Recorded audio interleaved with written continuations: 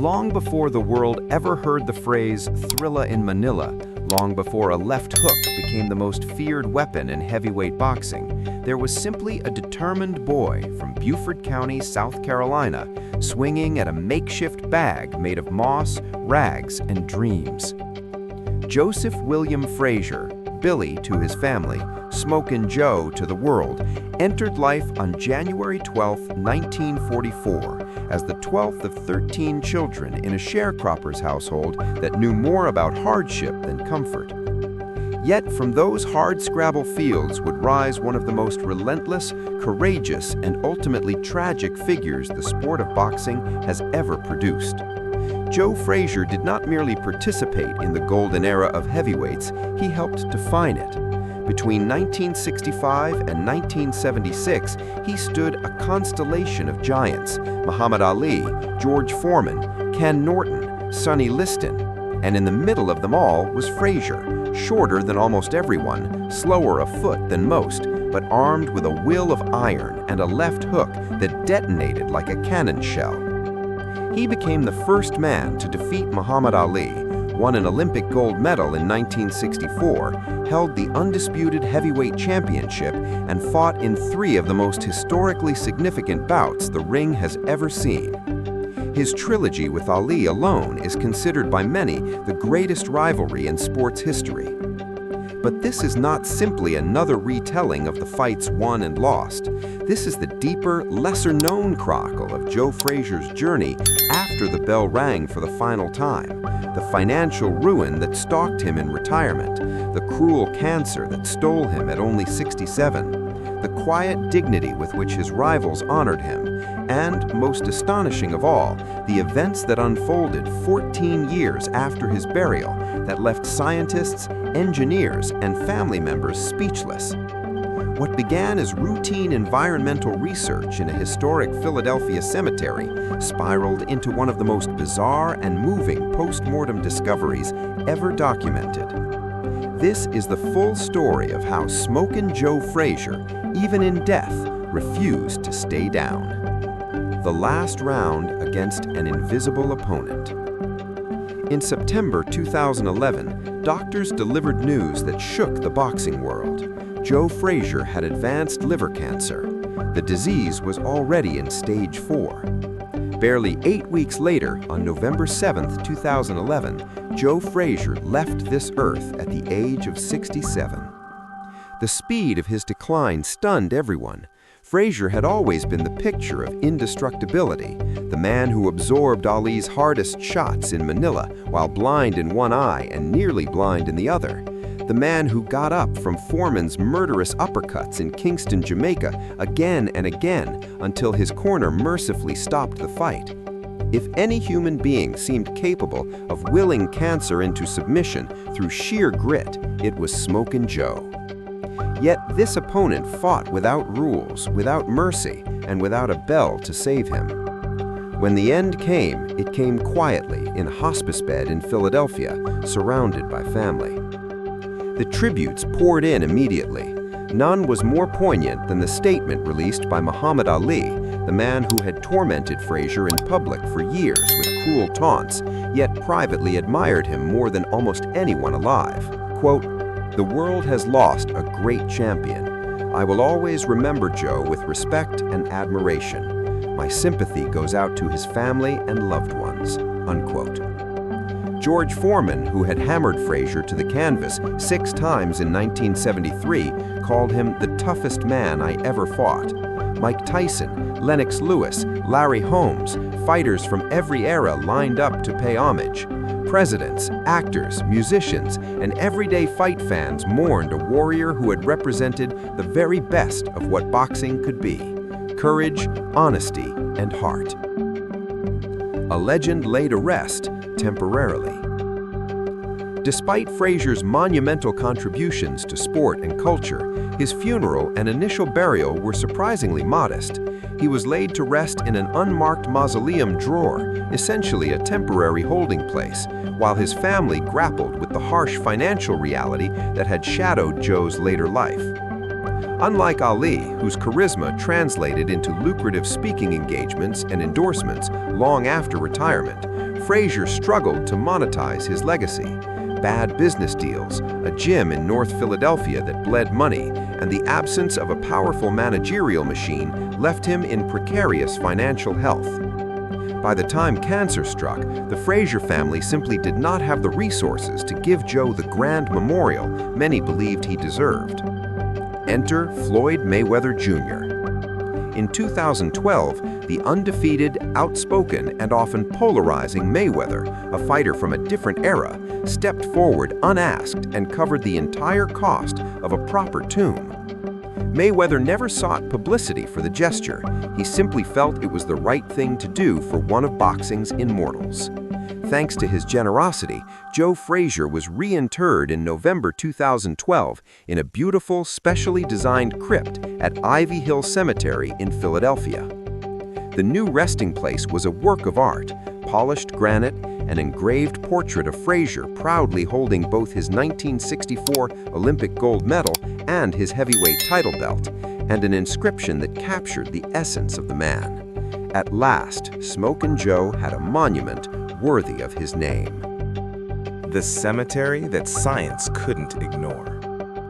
Ivy Hill Cemetery is not an ordinary burial ground. Established in the 19th century, it is home to centuries-old oaks, rare moss species, and a unique micro-ecosystem that has made it a favorite site for botanists and environmental researchers. Over the decades, university teams have regularly conducted non-invasive studies of the flora and soil chemistry.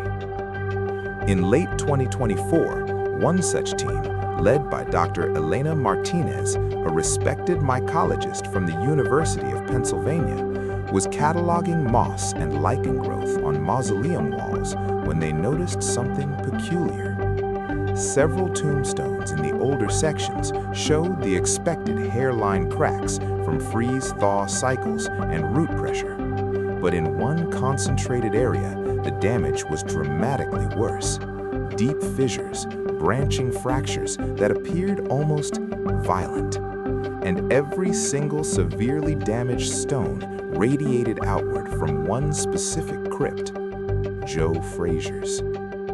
At first, the team assumed coincidence. Perhaps a nearby tree's roots had shifted or groundwater had pooled unevenly. But soil tests, moisture readings, and root mapping eliminated those theories. The cracks were growing, visibly, week by week. Some stones near Frazier's tomb had shifted several millimeters, an eternity in geological terms. Precision laser measurements confirmed the impossible. The fractures were widening at a rate of 1 to 3 millimeters per month, concentrated almost exclusively around Frazier's crypt. Neighboring tombs only 20 feet away showed virtually no new damage. Half joking, one graduate student muttered, "Maybe Joe's still throwing that left hook from down there."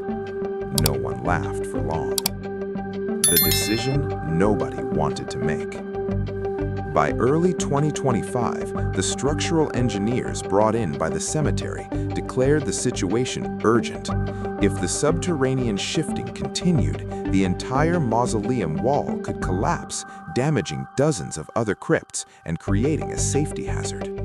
There was only one way to determine the cause: open Joe Frazier's tomb. The Frazier family was devastated by the request. Marvis Frazier, Joe's son and himself a former heavyweight contender in the 1980s, initially refused outright. "My father has been through enough," he said. "Let him rest." But engineers explained that the mysterious pressure could eventually destroy the very monument built to honor him. The family relented, on the condition that every step be conducted with utmost respect, transparency, and that Joe's remains be reinterred exactly as found once the investigation concluded. Permission was granted. A date was set, October 17th, 2025, 14 years and 11 days after Joe Frazier was first laid to rest. The morning the earth held its breath. Under a cold autumn sky, a small army of experts gathered at Ivy Hill. Structural engineers, forensic anthropologists, preservation specialists, cemetery officials, two representatives of the Frazier family and Dr. Martinez's research team. Media were kept at a distance. This was not a spectacle. The air was heavy with solemnity as workers in protective suits and respirators began removing the outer granite slabs.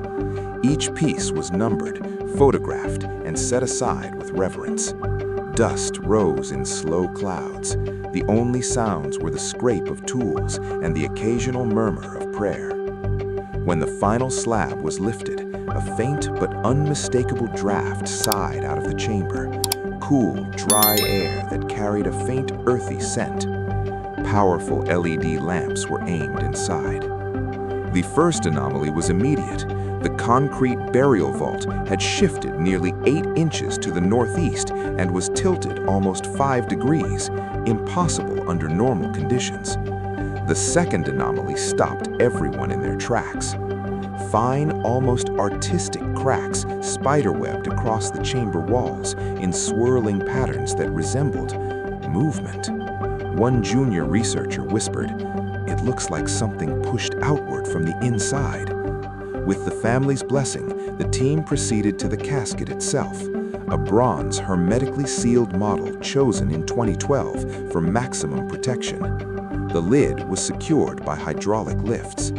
And then came the moment that would be spoken about in hushed tones for years. The body that refused to fade. Joe Frazier had been underground for 14 years, yet when the casket was opened, the assembled experts gasped in unison. His body was almost perfectly preserved. 14 years after death, Smokin Joe looked as though he had been laid to rest only months earlier. His skin, though pale and slightly desiccated, retained elasticity and coloration far beyond anything explainable by standard embalming.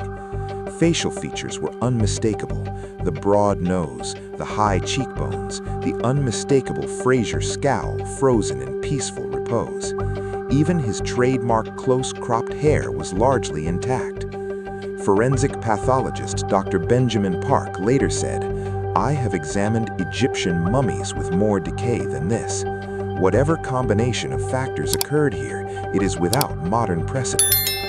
Temperature logs showed the mausoleum interior had remained stable, humidity had been controlled, but no known embalming technique, not even the most advanced arterial injection and cavity treatment, could account for this level of preservation over such a long period.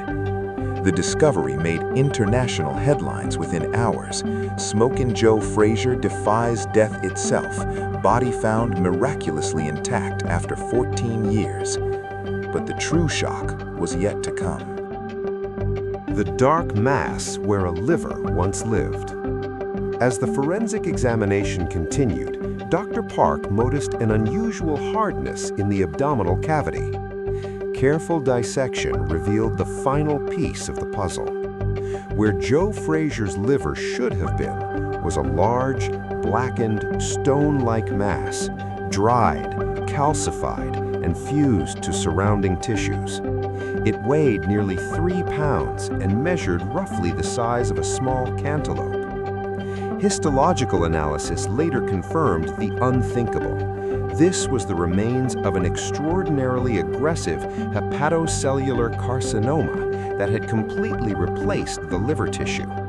The cancer had not merely metastasized, it had consumed the organ entirely, turning it into a solid tumorous block before Frazier's death. Medical experts now believe the cancer had been growing silently for years, possibly a decade or more, undetected because Frazier, true to his stoic nature, ignored subtle symptoms until it was far too late. By the time he sought medical attention in 2011, his liver was already functionally non-existent.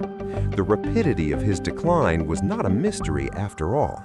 It was the inevitable consequence of carrying a ticking bomb inside his body for years without knowing. The hardened mass explains something else, the mysterious pressure beneath the tomb. As the body naturally desiccated in the sealed environment, gases trapped within the calcified tumor expanded and contracted with temperature changes far more dramatically than normal soft tissue. Over 14 years, these microscopic expansions exerted relentless force against the casket and vault, enough to shift concrete and crack granite from the inside out. In a very real sense, Joe Frazier's final opponent continued throwing punches long after he was gone. Closing the circle. Once the cause was understood, repairs were swift and respectful. The crypt was reinforced with modern materials, moisture barriers upgraded, and a subtle pressure release system installed to prevent future stress. Joe Frazier was returned to his casket, the tumor mass carefully preserved for medical study, and the tomb was resealed on November 25, 2025, exactly 14 years to the day after his passing. The Frazier family, initially traumatized by the exhumation, ultimately expressed gratitude. "We always knew Daddy was special. Now the whole world knows even death couldn't knock him out." Epilogue. What Joe's story teaches us. Smokin Joe Frazier's life and afterlife contain profound lessons. The need for better support systems for retired athletes, financial planning, healthcare, and mental health resources so that no champion ends his days worrying about money. The importance of regular medical checkups, especially for those who spent careers absorbing punishment to the body. The power of respect across generations, from Ali's heartfelt words to Mayweather's quiet generosity, to the cemetery staff who treated Joe's remains with reverence beyond duty.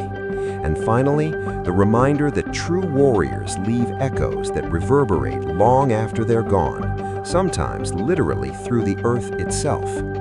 Joe Frazier never got the millions he deserved in life. He never got the easy retirement, the blockbuster endorsements, or the universal adoration Ali received. But in death, he received something perhaps even greater. Proof that his fighting spirit was so immense it refused to lie quietly even when his heart stopped beating. 14 years in the ground, and Smokin Joe was still putting pressure on the world above him. Rest easy, champ. The fight is finally over. And you won.